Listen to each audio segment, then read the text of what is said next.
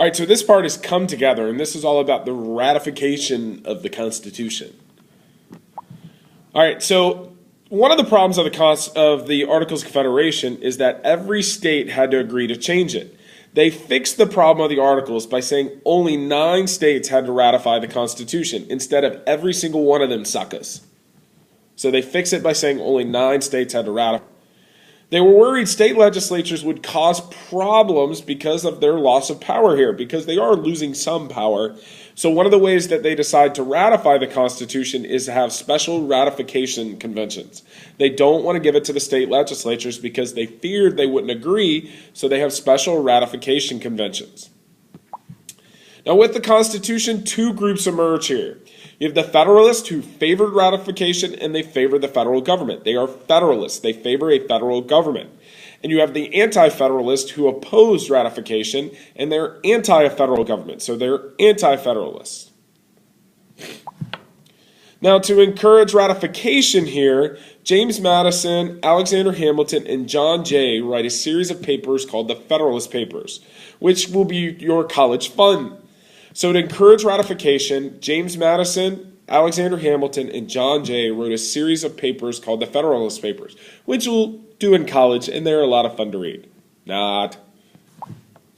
And here tells you more about the Federalist. And if you actually want to start reading some of the Federalist Papers, there you go. Now, there are certain beliefs in the Federalist Papers. First, they call for a republic. They call for a large federal republic to guard against factions. They want to make sure they want to try and guard against political parties. Madison also said checks and balances could protect individual liberty, and the Federalist Papers also defend the executive. So some of the beliefs in the Federalist Papers: they call for a republic, they call for this large federal republic to guard against factions, which are like political parties.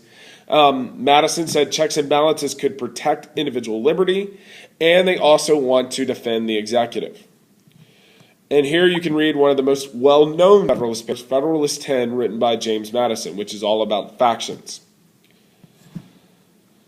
Now, the Federalists are going to gain support for ratification because of a couple of reasons. One, the two big timers of the colonies, George Washington and Ben Franklin, support the Federalists.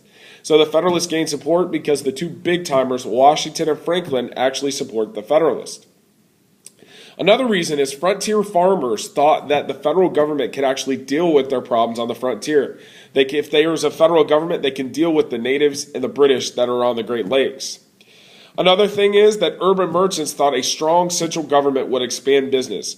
A lot of the problems they were having going back and forth between states, a federal government ends that. And frankly, the Federalists, they were just better organized than the Anti-Federalists. So exploiting their advantages, the Federalists get quick ratification in Delaware, Pennsylvania, New Jersey, Georgia, and Connecticut. So they get quick ratification in Delaware, Pennsylvania, New Jersey, Georgia, and Connecticut. So that's 5 different states. Massachusetts promised that they would pass this if there was a Bill of Rights. And so with that promise, they soon get ratification from Massachusetts, Maryland, South Carolina, and New Hampshire. So that makes 9. So they get, with the promise of a passing of a Bill of Rights, they get ratification from Massachusetts, Maryland, South Carolina, and New Hampshire. That makes 9. And here's a video on the Bill of Rights. So that makes 9 states, but really you have to have the 2 biggest for this to be effective. You have to have Virginia and New York, and they get ratification from them in the summer of 1788. So really, for the Constitution to be effective, you have to have ratification from the 2 biggest states, Virginia and New York. And the new Congress gets that from them in the summer of 1888. So the new Congress gets going on March 4, 1789 in New York City. And the Bill of Rights is passed in 1789. It's written mostly by James Madison. New Congress gets going on March 4, 1789. They pass the Bill of Rights, written mostly by Madison. And if you want to know more about Madison, there you go.